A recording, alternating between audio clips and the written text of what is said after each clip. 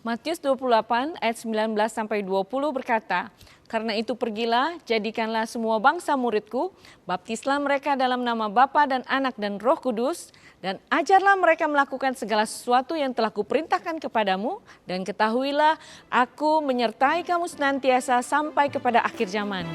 This is the good news for you.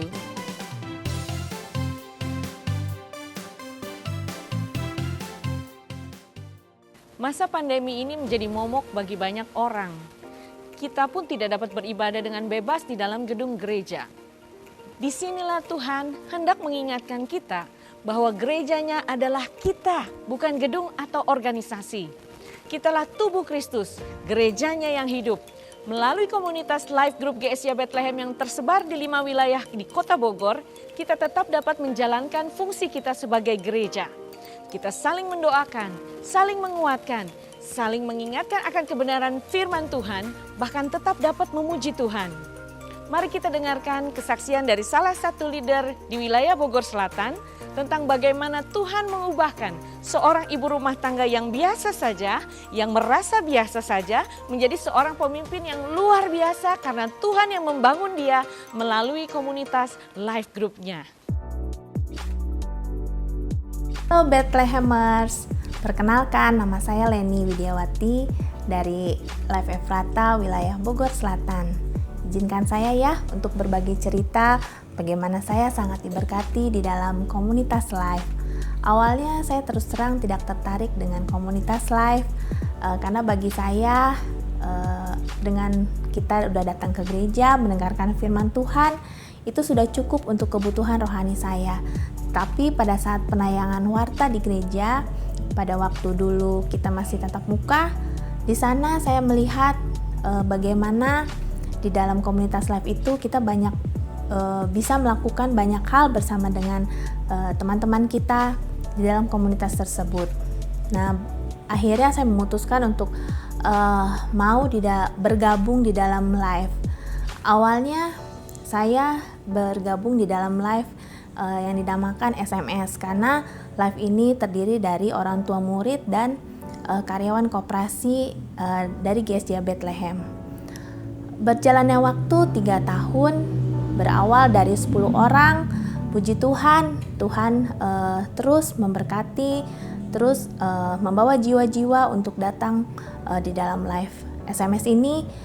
Akhirnya Tuhan memberikan kami di dalam waktu 3 tahun menjadi 45 orang. Pada saat ini, pada saat Live SMS didirikan, saya ikut ambil bagian di dalam rekan ketua. Di dalam rekan ketua saya banyak belajar bagaimana melayani teman-teman di dalam Live. Dibutuhkan kerendahan hati, dibutuhkan sungguh benar-benar pengalaman yang membuat saya semakin dekat kepada Tuhan. Akhirnya singkat cerita, kami melihat bahwa banyaknya member yang ada itu menjadi tidak efektif lagi di dalam penggembalaan. Akhirnya Live SMS bermultiplikasi menjadi sebuah live yang baru yang kita namakan Live Efrata. Pada saat ini Live Efrata terdiri dari anggota GSIA Bethlehem karena dulu di dalam Live SMS itu terdiri dari orang tua yang menyekolahkan anaknya di sekolah tunas harapan. Nah, pada saat Live SMS bermultiplikasi, saya mencoba mengupgrade diri untuk menjadi ketua Live. Lain kenapa saya saat ini bergabung di dalam komunitas Live adalah bahwa saat ini saya merasa Live itu adalah rumah kedua bagi saya, dan apalagi di tengah pandemik saat ini ya, selain kita harus menjaga imun kita agar kita sehat, kita juga harus menjaga iman kita agar kita tetap kuat dan kita bisa melewati hari demi hari bersama dengan Tuhan. Nah, di dalam Live Efrata ini kita juga punya protokol kesehatan rohani. Kita punya protokolnya 3M. M yang pertama yaitu kita mendoakan.